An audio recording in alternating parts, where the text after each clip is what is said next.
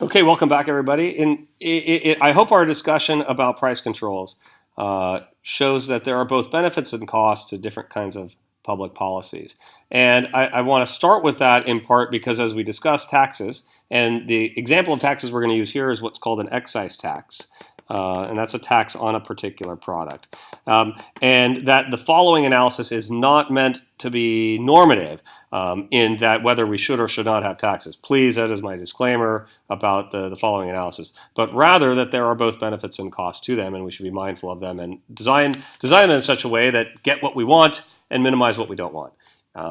Okay, that said, we're going to discuss, the topic is tax incidence, which is called the analysis of the burden sharing of a tax, which might be kind of an interesting place to start, because what does that mean? Are taxes levied in a very specific way? An excise tax is an example of like a tax on a particular good. If we were to say tax on cigarettes would be an example of where there's excise taxes. But so we could use that as our example here.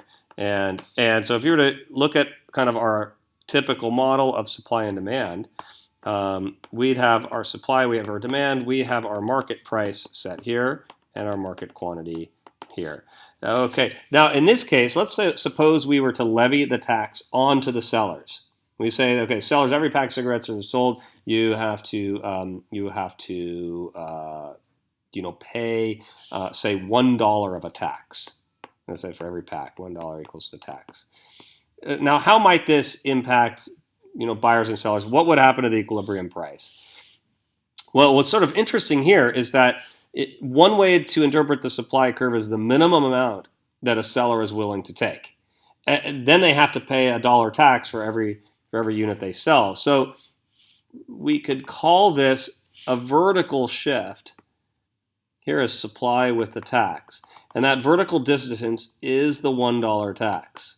That is the $1 tax. So what ends up happening? What ends up happening is that the old equilibrium price, we have this disequilibrium that's occurring, and the market adjustment takes place, and the new market price goes up here to P1. Now, after that has sort of taken place, the sellers have to turn around and pay $1 tax to the government. Okay, and so it's that vertical distance here. So actually, in actual fact, the seller is only going to receive this amount, whereas the buyer had paid up here, and the seller is receiving an amount right down here. Here's our quantity with the tax. So that's sort of one thing to note. One thing to note here is that after the tax, the buyers are paying a higher amount. Right? We kind of expect that, but also the sellers are receiving a lower amount. And if we take a look at what we had originally said, is that tax incidence is this burden sharing of a tax. That $1 tax that, yes, the sellers are writing a check to the government for, is actually shared. The tax is shared, and it's shared between both buyers and sellers. That to show the sharing of it, here's the amount of the tax, and this part right here is the amount of the tax that the buyer is paying.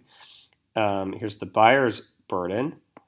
And then this amount of the tax is what the seller ultimately is paying. Now, why is the seller sort of paying that? Well, they would have received the market price without the tax. And with the tax, they're now receiving less than they would before. Now, again, let me stop for a quick pause and note that this is not a normative analysis. Right, and there are plenty and important reasons to have taxes, but that in this case here, there are consequences, pros and cons of having them. And one of the takeaways here from this first part is that 1, taxes are going to be shared.